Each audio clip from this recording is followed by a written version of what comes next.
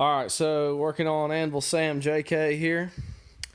As you can see, we got this fancy Genright off-road crawler tank. Moves it to behind the axle.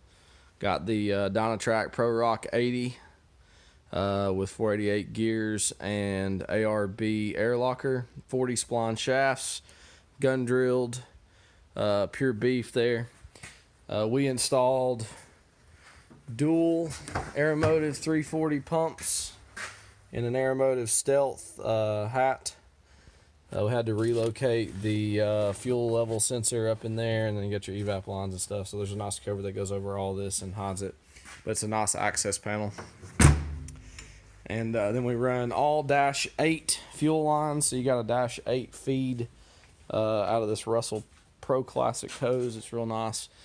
Goes up to a Aeromotive regulator, and then it's all plumbed into the factory fuel rails for now, but it will support up to 1200 horsepower depending on what we do in the future to this thing. Flip the key on there, Cortland. Let's see how the fuel pressure looks. We've already adjusted it, but let's double check it real quick.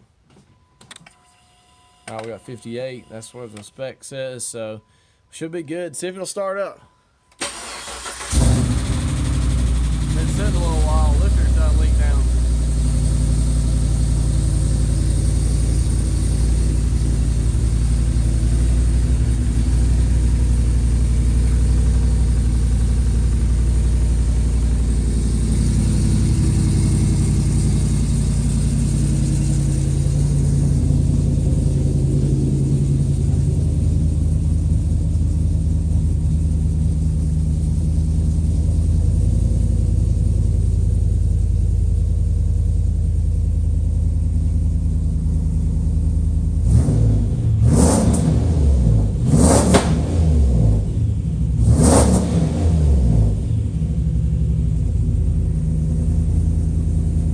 There you go.